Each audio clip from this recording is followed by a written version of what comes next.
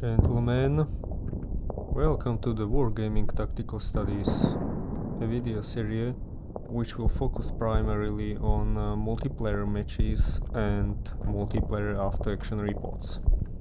Today we are playing Tobruk scenario. It is 2 versus 1 and I am playing as the 6th Australian Infantry Division.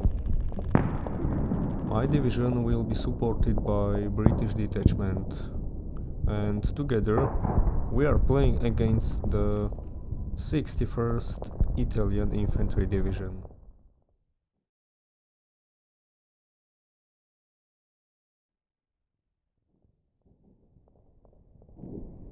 The objectives for Allies are to clear, capture and hold Tobruk and its surrounding forts. Let's see. Tobruk, and these are the locations of the forts.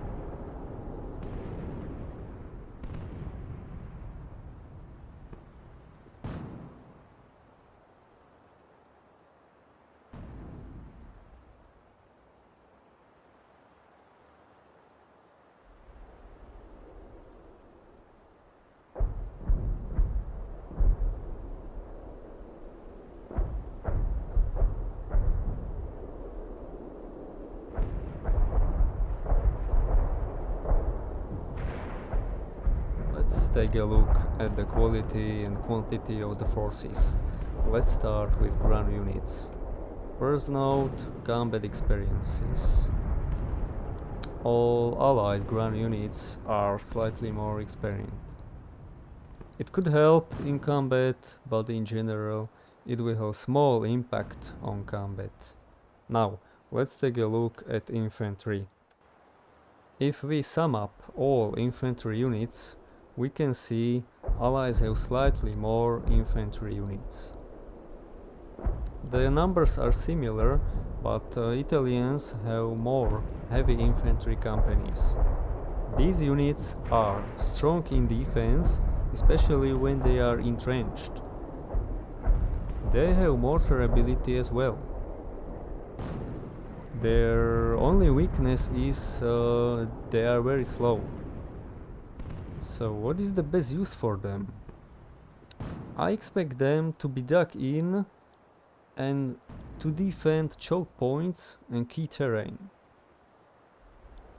If they will be serious threat. Serious challenge. Now, as we can see, Allies have 5 engineer companies.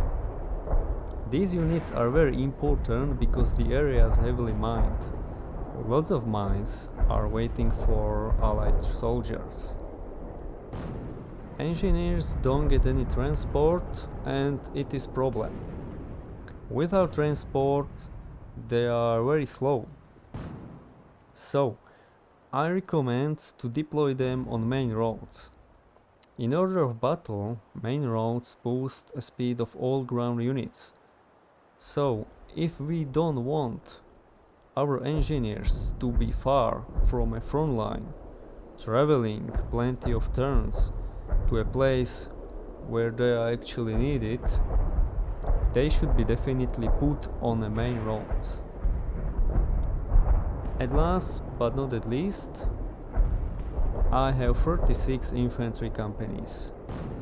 The strength is in numbers. They are strong together, they are weak alone. So, a vital note to myself, I should not spread out these units. If my infantry companies get spread out, they're dead. Let's talk about tanks and anti-tank weapons. Allies have 6, Italians have 6. My Australian infantry will be covered by 3 companies of mobile 2 Panzer Porties. They are weak against artillery fire and infantry attacks, so they should stay behind our infantry and cover our infantry against Italian tanks. British player gets 3 companies of Matildas. These tanks are beasts. They present serious threat to Italian infantry and even to Italian tanks.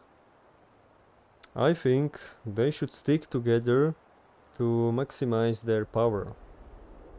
I can see 2 disadvantages for Matilda. It is a robust machine, but slow and quite expensive. To eliminate slow factor, let's use them on main roads. Italian tank regiment consists of 3 companies of light tanks and 3 companies of medium tanks. Again, in my opinion, they should stick together. Italian player has lots of options how to use these tank companies. They are suitable for flanking, cutting off enemy units from supplies, and or counter-attacking.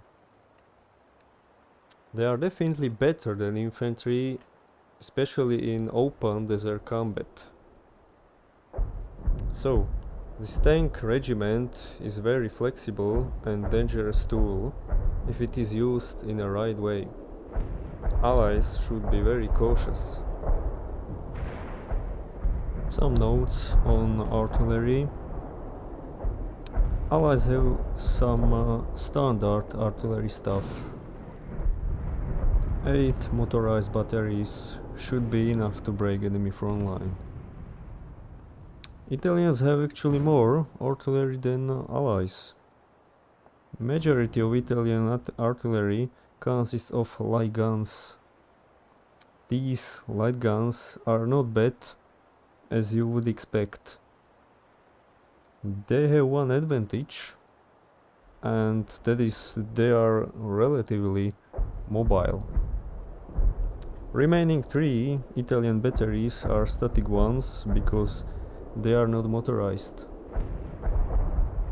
Plus, Italians have 3 batteries of 20mm Breda anti-air guns. The power in artillery is similar, maybe slightly in Italian favor. We'll see. Both Allies and Italians have 3 squadrons of dogfighters. Allies have 1 squadron of Gloucester Gladiators and 2 squadrons of Hawker Hurricanes.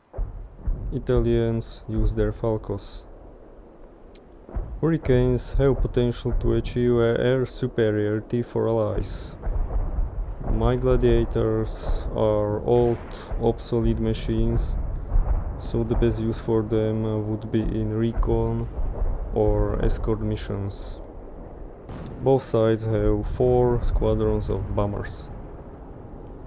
British player will manage small fleet, 1 battleship and 2 DDs. However, their support is very limited for obvious reasons. Looking at income and points, there's a real possibility all 3 players will have difficulties with points in some stage of battle.